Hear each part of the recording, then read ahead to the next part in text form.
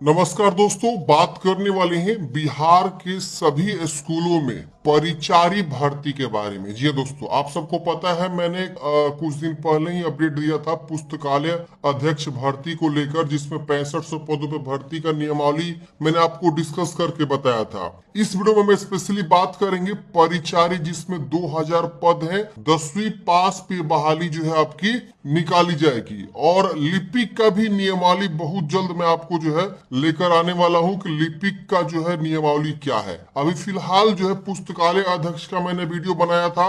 नियमावली में क्या होता है ना कि वैकेंसी के जितने भी रूल होते हैं, रेगुलेशन होते हैं, वो सारा लिखा रहता है। इसी तरह से परिचारी का भी नियमावली यहाँ पे जारी कर दिया गया। आप यहाँ पे देख सकते हैं, ये जो है परिचारी का नियमावली है और इस नियमावली में पूरी जो है परिचारी भर्ती को लेकर जो है नियम को यहाँ पे बताया गया है। पूरी जानकारी को डिस्कस करेंगे कि इसमें एज क्या चाहिए, क्वालिफिकेशन क्या चाहिए, कौन मतलब इसका एग्जाम कंडक्ट करेगा, सारा चीज जो है डिटेल में यहाँ पे दिया गया है। तो चलिए वीडियो को स्टार्ट करते हैं। और एक विशेष चीज मैं बता दूं, ये जो तीनों बहाली आ रही है जिसमें 15,000 पद यहाँ पे होंगे, तीनों वैकेंसी को मिला के, पुस्तकालय अध्यक्ष के 6500, लिपिक के 6421, परिचारी के 2000, ये तीनों बहाली जो है इंट्रेंस एग्जाम के आधार पे होंगे। कुछ पदों पे जो है, जैसे लिपिक और परिचारी के जो पद है उसमें से कुछ पद जो है अनुकंपा पे भरे जाएंगे और प्रमोशन से भरे जाएंगे। ठीक है ना, लिपिक में प्रमोशन होगा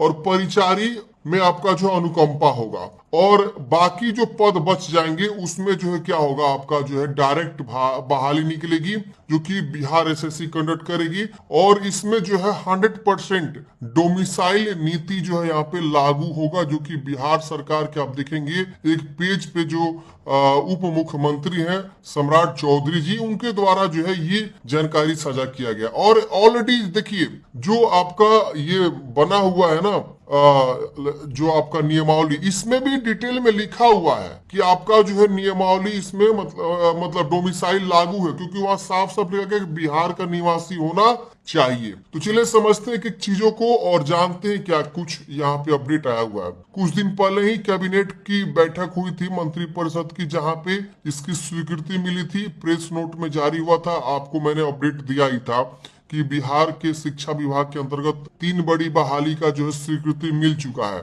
इसी कड़ी में परिचारी का यहाँ पे हम डिस्कस करने वाले हैं नियमावली को लेकर। ऑलरेडी मैंने जो है पुस्तकालय अध्यक्ष के ऊपर वीडियो बनाया हुआ नियमावली, उसमें डिस्कस किया, वो वीडियो देख लीजिएगा। तो यहाँ पे आप देख सकते हैं ये संक्षिप्त नाम और विस्तार एवं प्रारंभ के बारे में बोला गया कि यह नियमावली बिहार राज्य विद्यालय परिचारी नियुक्ति सेवा शर्त एवं अनुशासनिक कार्रवाई समग्र नियमावली 2025 कही जा सकेगी। इसका विस्तार जो है पूरे राज्य में होगा। यह राज्य पत्र में प्रकाशित होने की तिथि से प्रवृत्ति होगा। तो ये प्रकाशित हो चुका है और पूरे बिहार में लागू भी हो चुका है। यह सरकार से अभिप्रेत है, जो कि बिहार राज्य सरकार से अभिप्रेत है। और प्रशासनिक विभाग की बात करें तो शिक्षा विभाग की ये वैकेंसी है। और बिहार के जितने भी विद्यालय हैं, सरकारी विद्यालय, भले वो प्रोजेक्ट कन्या विद्यालय हो, राजकृत हो या राजकीय हो या उच्च माध्यमिक हो या उत्क्रमित हो, सभी विद्यालय में यह लागू होगा। और माध्यमिक विद्यालय में भी अगर परिचारी की बहाली आती है फ्यूचर में, तो इसी नियमावली के तहत जो है आपका यहाँ पे सिलेक्शन किया जाएगा, जो कि कक्षा 10वीं तक के जो विद्यालय होते हैं, 9वीं से लेकर 10वीं तक के, उसमें भी लागू होगा। उच्च माध्यमिक यानी 11 से 12वीं तक के जो विद्यालय होते हैं, उसमें भी यह नियम जो है लागू यहाँ पे होने वाला है। इसके अलावा जिला परिषद से अभिप्रेत यहाँ पे बोला गया है, नगर निकाय से अभिप्रेत है, मतलब उस लेवल पे जितने भी विद्यालय होंगे सब में यह जो है लागू होगा। संवर्ग से अभिप्रेत है, बिहार राज्य विद्यालय परिचारी संवर्ग यहाँ पे बताया गया है। नियुक्त प्राधिकार यहाँ पे बोला गया है। तो ये सब आपके जो है नियमावली में पहले ही सारी जानकारी यहाँ पे बता दिया गया है। परिचारी से अभिप्रेत है, अब यहाँ पे देखिए जो पहले से नियुक्ति, प्रोन्नति, स्थानांतरण, अनुशासनिक कार्रवाई, सेवा शर्त नियमावली 2020 थी, उसी में थोड़ा सा मॉडिफाई करके 2025 नया नियमावली यहाँ पे जो है बनाया गया है। आप यहाँ पे देख सकते हैं। विद्यालय सहायक से भी अभिप्रेत है, इसलिए सहायक को बोला गया यहाँ पे अभिप्रेत, क्योंकि देखिए इसी को लिपिक भी बोला जा रहा है, जिसमें मैंने बताया कि फ्रेंड्स कुछ कुछ पद जो है लिपिक के प्रमोशन से भी होंगे। तो जो पुराने कैंडिडेट्स हैं, परिचारी के पद पे बहुत दिनों से कार्यरत हैं, जी हाँ दोस्तों, तो उनका प्रमोशन होना तय होता है। आप सबको पता है कि सेवा काल के बाद जो है प्रमोशन होता है हर एक मतलब स्टाफ का। तो यहाँ पे जब परिचारी से बहुत दिन आप काम कर रहेंगे तो उसका जो है प्रमोशन किस में होगा? लिपिक में होगा। जी हाँ दोस्तों, लिपिक, जिसको हम लोग विद्यालय सहायक भी यहाँ पे बोल सकते हैं। तो यहाँ पे आपको जो है ये मतलब प्रमोशन से यहाँ पे सीटों को भरी जाएंगे कुछ परसेंट। अब देखिए यहाँ पे संरचना बताया गया है कि यहाँ पे क्या रहेगा। तो विद्यालय परिचारी मूल कोटि के यहाँ पे जो है पद आपके रहेंगे, और विद्यालय लिपिक जो यहाँ पे रहेगा वो प्रोन्नति का प्रथम स्तर रहेगा। मतलब आप अगर कुछ समय तक कार्य कर लेंगे विद्यालय परिचारी के पोस्ट पे, तो जब आपका प्रमोशन होगा तो आप क्या बनेंगे? प्रमोशन होके विद्यालय का लिपिक बनेंगे। तो ये यहाँ पे जो है बताया गया है कि प्रोन्नति का प्रथम स्तर क्या होगा? आपका लिपिक होगा। तो विद्यालय परिचारी से आपका प्रमोशन होगा तो किस में आप जाएंगे? लिपिक में। लेकिन अगर स्टार्टिंग में आपका परिचारी में मतलब ज्वाइनिंग होता है तो हो सकता है 5 साल या 10 साल बाद आपका प्रमोशन हो तो आप लिपिक यानी क्लर्क बन जाएंगे विद्यालय में। तो ये यहाँ पे जो है बताया गया है।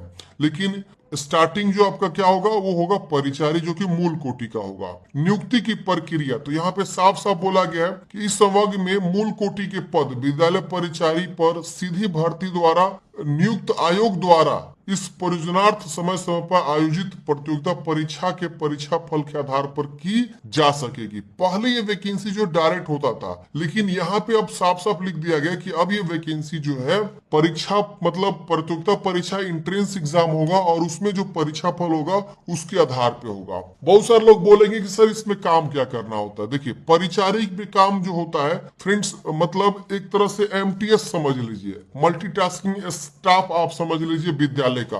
उसका काम होता है कि जितने भी कार्यालय होता है उसका जो है डॉक्यूमेंटेशन को सजो के रखना, सही से रखना, टेबल वगैरह। इसके अलावा अगर वो पानी पिलाने के लिए बात हो जाए तो वो भी आपको करना पड़ सकता है।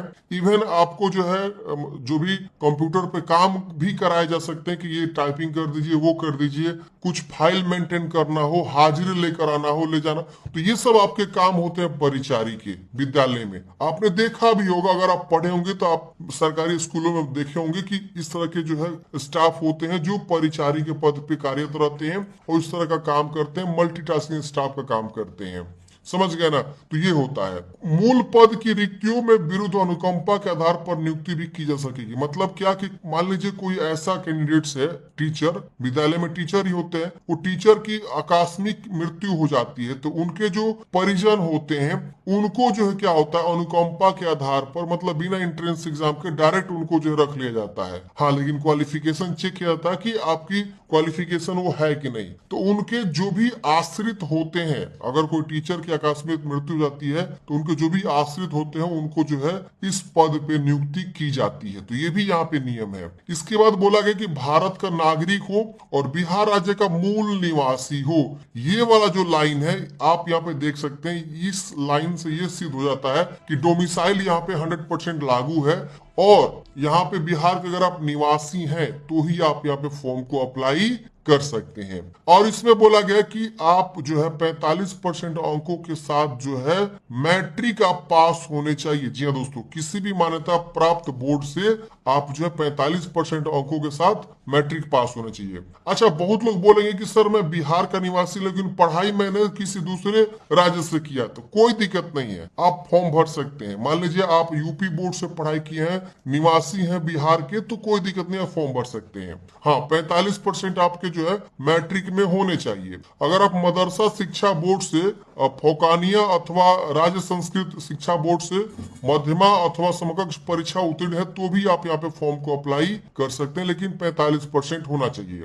अब उम्र सीमा की बात कही गई है तो न्यूनतम उम्र आपका यहाँ पे जो है 18 वर्ष रखा गया है, और आपका उम्र की गणना जो है जो कि अगस्त के आधार पर की जाएगी। अगर ये वैकेंसी अगस्त से पहले आती है तो आपका उम्र का गणना 1 अगस्त 2025 को यहाँ पे किया जाएगा। ये ध्यान रखिएगा। और यहाँ पे जो है आपका अगर ये वैकेंसी 1 अगस्त 2025 के बाद आती है तो उसका कट ऑफ डेट कुछ और हो जाएगा। अब यहाँ पे न्यूनतम उम्र 18 वर्ष है। अलग अलग सरकार का जो है यहाँ कोटिवार आरक्षण होता है। तो जनरल कैटेगरी के लिए यहाँ पे 37 वर्ष की उम्र सीमा यहाँ पे निर्धारित की जाती है बिहार सरकार के द्वारा। इसी में आपका ओबीसी की बात करें तो उसमें जो है 40 वर्ष तक जो है आपका उम्र सीमा में छूट यहाँ पे देखने को मिलता है। अगर कोई SC/ST रहता है तो उनको जो यहाँ पे 42 वर्ष तक का जो उम्र सीमा में छूट रहता है, जो कि यहाँ पे फॉर्म भर सकते हैं। तो ये आपकी जो है उम्र सीमा यहाँ पे रखी जाती है। आप सब देखे होंगे बिहार SSC के द्वारा जब नोटिफिकेशन आता है तो यही आपका उम्र सीमा रखा जाता है।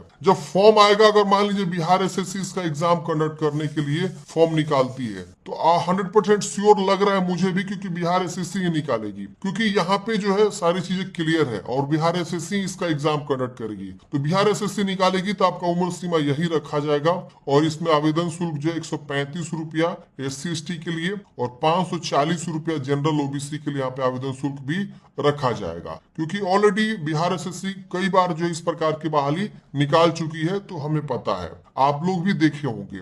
ठीक है ना। परिवीक्षा अवधि भी यहाँ पे रहेगा, जो कि आप देख सकते हैं 1 वर्षों के लिए होगा। मतलब आप ट्रेनिंग पीरियड में, प्रोबेशन पीरियड इसको बोलते हैं, ट्रेनिंग प्रोबेशन आप बोल सकते हैं, योगदान की तिथि से 1 वर्ष के लिए होगा। अगर परिवीक्षा अवधि आपकी जो है संतोषजनक नहीं पाई जाती है तो आपको जो है यहाँ पे विस्तार अगले 1 वर्ष और वर्ष के लिए किया जा सकेगा। और परिवीक्षा अवधि में आपको अच्छा सा परफॉर्मेंस यहाँ पे करना होता है।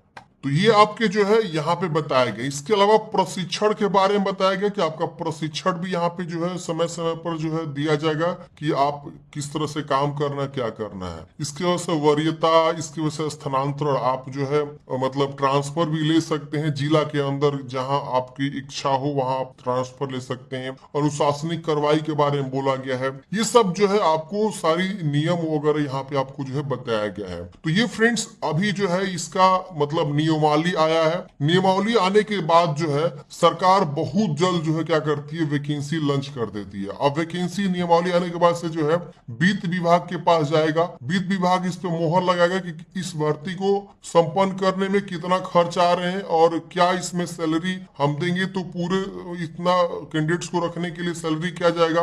वित्त विभाग जैसे मोहर लगाएगी उसके बाद से जो है किसी न किसी एजेंसी को हायर किया जाएगा और एजेंसी हायर करने के बाद से फ्रेंड्स क्या होगा, आपकी जो वैकेंसी कंडक्ट कर ली जाएगी। तो ये बहुत जल्द वैकेंसी आएगी। मुझे जहां तक लग रहा है जुलाई में ये वैकेंसी आपकी देखने को मिल जाएगी, क्योंकि बिहार SSC और BPSC दोनों बहुत तेजी से वैकेंसी निकाल रहा है और एग्जाम भी यहाँ पे ले रहा है। ऐसा नहीं है कि एग्जाम नहीं ले रहा है। हाँ, जिसमें ज्यादा वैकेंसी है उसमें थोड़ा सा जो है एग्जाम डिले हो रहा है, लेकिन जो छोटे छोटे पद हैं, जैसे कि आपने देखा आपका भी परिचारी का बिहार SSC ने एग्जाम कंडक्ट किया, रिजल्ट भी दिया। इसकी वजह से एक और परिचारी की बहाली थी जो बहुत दिन से पेंडिंग थी, उसको भी एग्जाम कंडक्ट किया। फील्ड असिस्टेंट का एग्जाम डेट आ गया। तो ऐसे बहुत सारी वैकेंसी का एग्जाम कंडक्ट कर रहा है बिहार SSC और कोशिश कर रहा है कि जितना जल्दी हो सके निकाल दिया जाएगा। जुलाई में इंटर लेवल का भी एग्जाम होने की संभावना है। मैंने आप लोग को अपडेट दिया था, तो आप लोग टेंशन न लीजिए, एग्जाम कंडक्ट कर ही रहा है सरकार और जितना जल्दी हो सक रहा है उतना जल्दी जो है वैकेंसी यहाँ पे आ सकती है। तो जुलाई तक पूरा चांस है कि आपका जो है यहाँ पे